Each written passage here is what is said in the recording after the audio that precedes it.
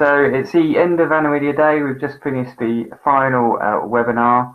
My name is James Buller. I have been your host today for Aniridia Day, and I just wanted really to sort of conclude the day by saying hello to everyone who's taken part, and thanks hugely for doing so, whether you did as a speaker or as a participant. And I hope regardless, that you found it useful. So we've had 12 hours of webinars today. Absolutely incredible achievement, and massive amount of stuff that we've learned and kind of influenced people, I think, today. So we started off at 8 o'clock this morning with 2 webinars in Russian, which is absolutely amazing. Galina and then Dr. Valeri took us through various aspects of cornea and disease and things like that. So we progressed through the day. I just got some things out in no particular order. So, for example, we had Dr. Maria Musiji from Moorfields Eye Hospital telling us about the kind of upcoming drug treatments. Atolone is one that we may be familiar with, but we had, I can't quite remember the name, but Amentelox or something like that, which could be a kind of potentially a different or even better, sort of depending on how you look at it, drug to sort of potentially treat aniridia, or in particular kind of the growth of the fovea postnatally after birth. So one thing we learned from her, for example, was that the fovea actually keeps developing after birth, so in young children. That was a really interesting thing to know. From Jenny and people, we heard how going totally blind, losing all of your sight, doesn't mean that you see black. She just says you see nothing. It's kind of a really interesting concept. So thank you for a really enjoyable conversation from Hannah and Katie and Jenny on that.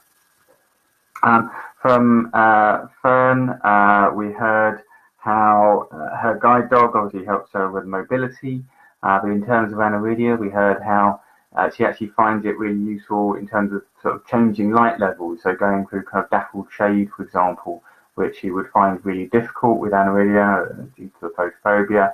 But having a guide dog there means you can cope with that a lot easier, and in fact not have to rely on her sight so much. You can kind of rely on the dog more. So it's not just a case of how much you can see; it's also about the influence that the kind of the light is having on you, for example. From Eleanor and from several people, we heard about the huge amounts of studying that people with aniridia are doing and achieving kind of academically. So then we're talking about studying law, for example, and it was really interesting to hear how the PDF documents that she was having to use from the Open University were fully accessible. She didn't have any problems with them at all.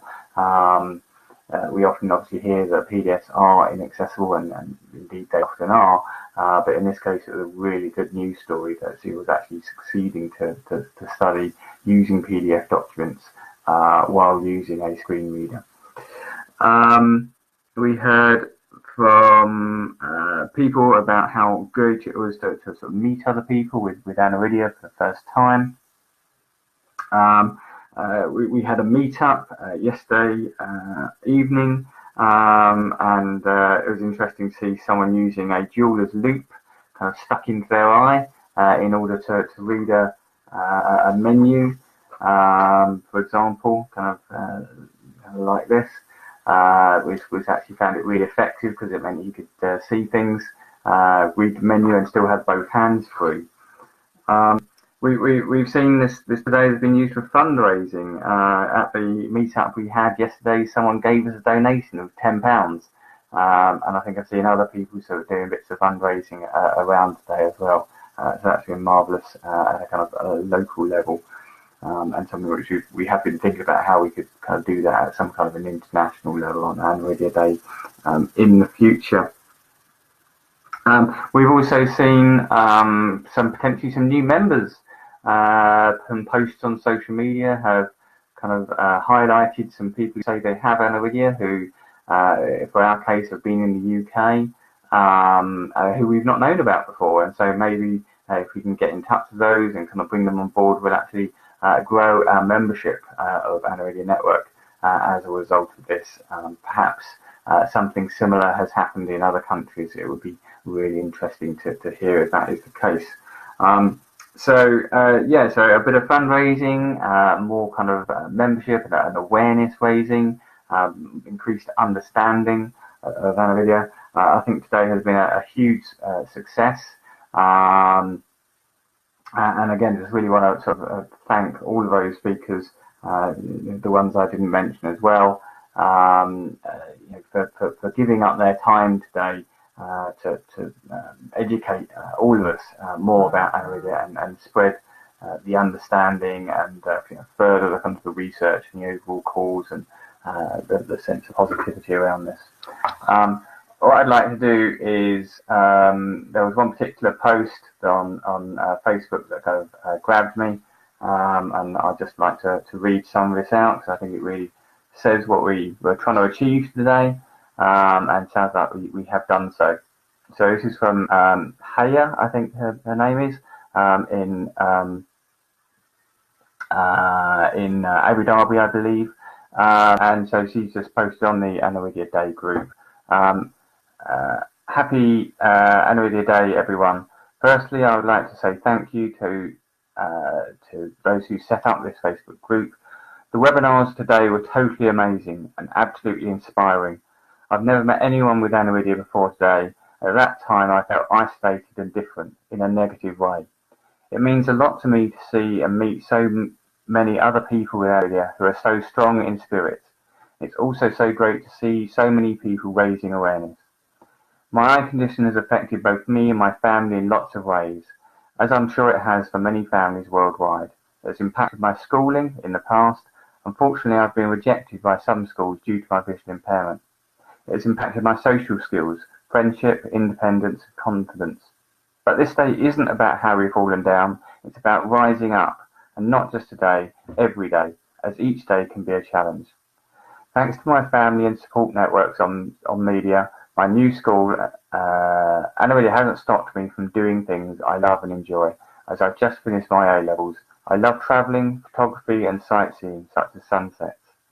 Having Aniridia will never stop me from knowing how beautiful this world is. Looking around me and outside makes me appreciate the vision I do have, and I hope everyone who has Aniridia out there in the world is staying strong. We can do this, and I believe in all of you. We will never get out. We will carry on fighting for awareness, rights, equality, and more research. So I just thought I was really went to the heart and of what we were trying to achieve with Aniridia Day when we sort of first set up kind of a year or so ago. And it's just marvellous to know that we are having this effect on people in terms of bringing people together in so many ways. And I think that's the thing that really comes out from a lot of the posts and the questions that we've had, is people do just feel so much better from knowing that there are other people out there who have the same condition as them and having similar experiences, and just knowing kind of things like what the future will hold for them or their children. So that was Aniridia Day 2018. I hope you enjoyed it as much as I did. For me, it's goodbye from the UK. It's goodbye from Europe. Happy the rest of Aniridia Day. All I'd like to ask you now really is, what do you think we should do for Aniridia Day 2019? What are your ideas?